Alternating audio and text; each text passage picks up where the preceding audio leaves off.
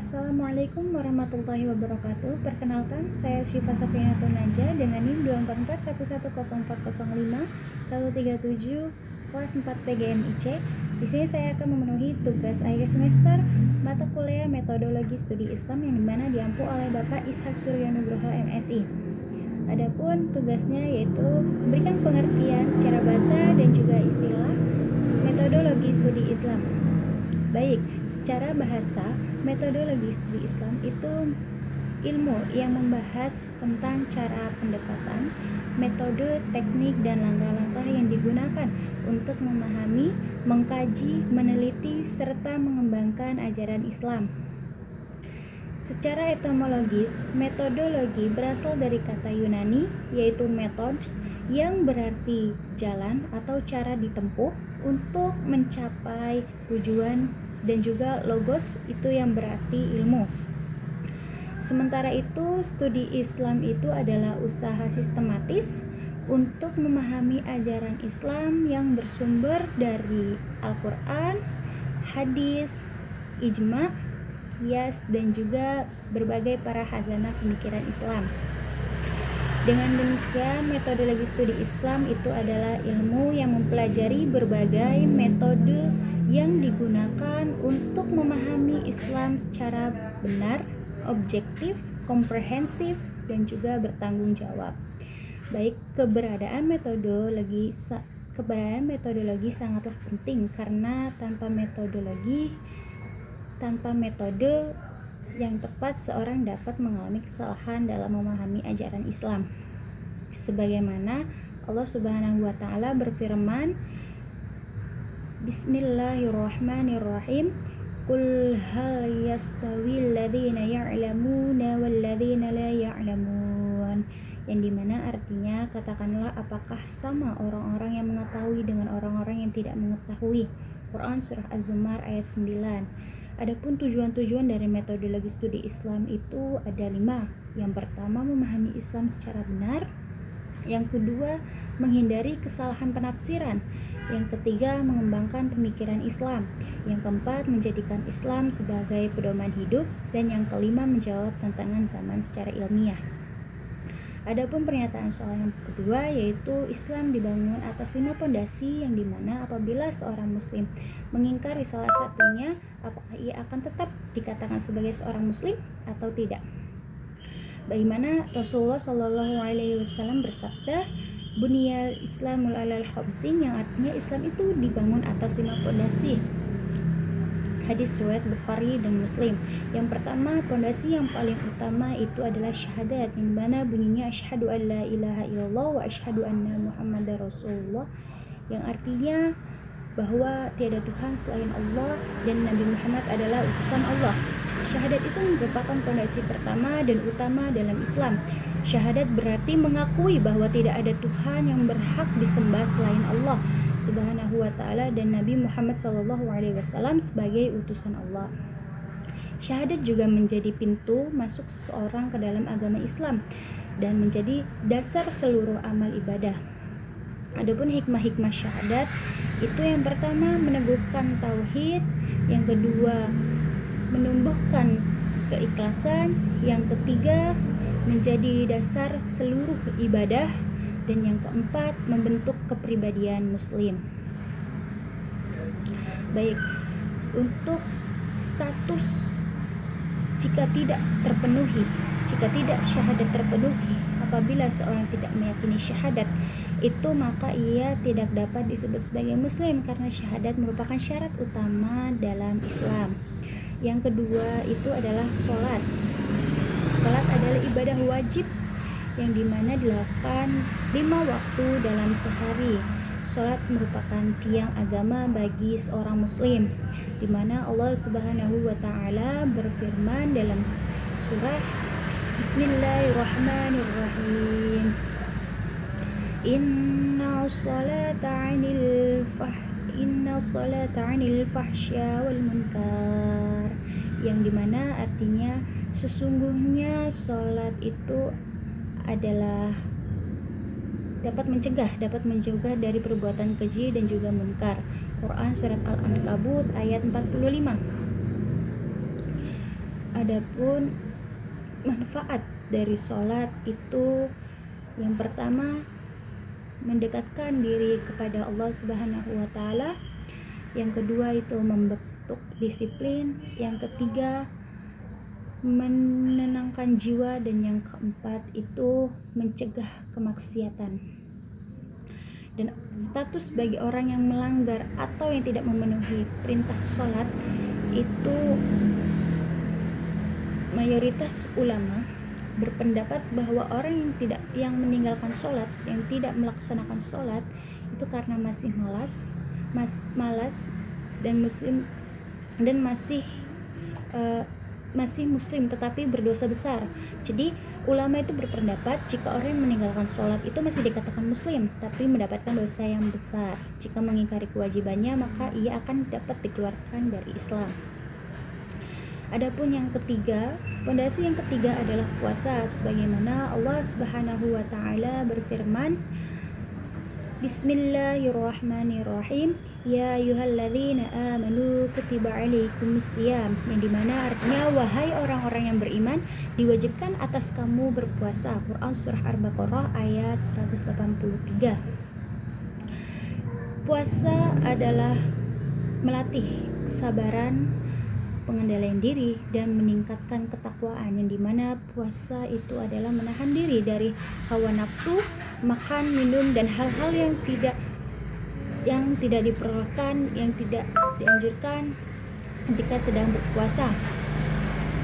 Sejak terbitnya fajar hingga terbenamnya matahari, puasa dilakukan. Hikmah puasa itu menumbuhkan rasa syukur, melatih kesabaran, mengendalikan hawa nafsu, menumbuhkan empati sosial. Jika puasa tidak terpenuhi, orang yang meninggalkan puasa itu karena malas. Ia masih dianggap muslim tetapi juga mendapatkan dosa, sama halnya seperti mengingkari atau meninggalkan sholat. Jika ia mengingkari kewajibannya, maka ia akan dapat dikeluarkan dari Islam. Adapun pondasi yang keempat itu adalah zakat. Sebagaimana Allah Subhanahu wa taala berfirman, Bismillahirrahmanirrahim. Khudh min amwalihim shadaqatan tutahhiruhum wa tuzkiyahim biha, yang dimana artinya ambillah zakat dari sebagian harta mereka untuk membersihkan dan mensucikan mereka. Zakat itu bertujuan untuk membersihkan harta atau membantu orang-orang yang membutuhkan. Adapun orang-orang yang dapat menerima zakat itu ada 8 golongan. Adapun hikmah zakat itu yang pertama membersihkan jiwa dari sifat kikir atau sombong. Yang kedua mengurangi kesenjangan sosial, dan yang ketiga membantu fakir miskin. Yang keempat itu mempererat persaudaraan. Apabila seseorang tidak memenuhi zakat itu karena ia lalai, karena ia lalai dan mendapatkan dosa yang besar. Tapi akan mendapatkan dosa yang besar. Jika ia mengingkari kewajiban itu, maka ia dapat dikeluarkan dari agama Islam.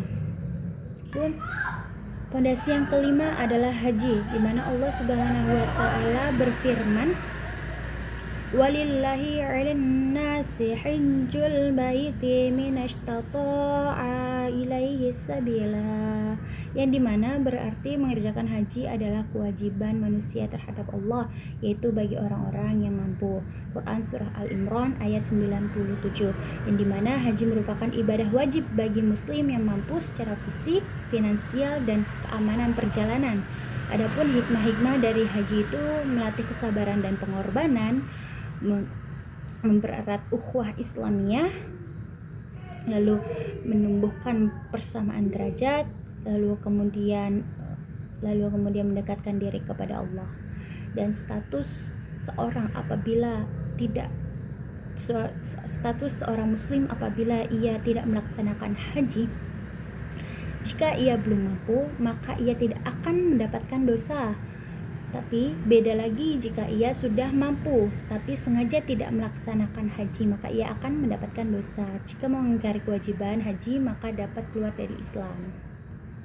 Baik, dari pondasi-pondasi dan ketentuan setiap muslim yang mengingkari salah satu pondasi tersebut, dapat disimpulkan bahwa syahadat itu merupakan syarat utama bagi setiap muslim. Adapun sholat, puasa, zakat, dan juga haji itu adalah kewajiban yang menyempurnakan keislaman seseorang yang meninggalkannya karena masih menyempurnakan keislaman seseorang. Orang yang meninggalkannya karena malas masih dianggap muslim menurut mayoritas para ulama, tetapi berdosa besar. Namun apabila ia mengingkari kewajibannya, maka ia dapat dikeluarkan dari agama Islam. Baik, adapun pernyataan soal yang ketiga, yaitu alasan mengapa manusia harus percaya kepada Tuhan menurut nakli dan juga akli. Jadi kepercayaan kepada Tuhan Subhanahu wa Ta'ala merupakan dasar seluruh ajaran Islam. Keimanan kepada Allah dapat dibuktikan melalui dalil nakli dan juga dalil akli. Dalil nakli dalam surah At-Tur ayat 35 yang berbunyi, Bismillahirrahmanirrahim. Am khuliqa min ghairi syai'in am hum khuliqun. Yang dimana artinya, apakah mereka diciptakan tanpa sesuatu pun, ataukah mereka yang menciptakan diri mereka sendiri? Baik, yang selanjutnya surah Al-Baqarah ayat 21 yang berbunyi, Bismillahirrahmanirrahim.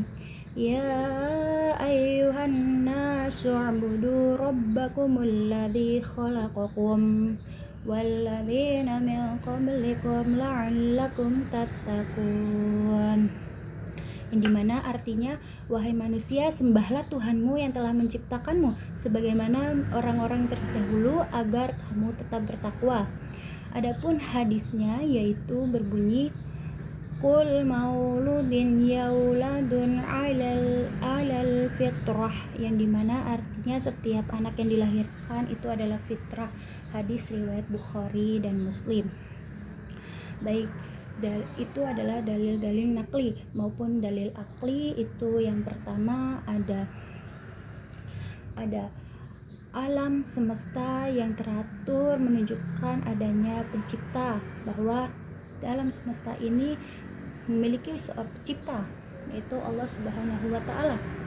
Yang kedua, setiap ciptaan pasti memiliki pencipta, bahwa Allah Subhanahu wa Ta'ala menciptakan kita ke dunia, itu adalah Allah yang menciptakan kita ke dunia, bahwa kita adalah ciptaan yang diciptakan oleh Allah.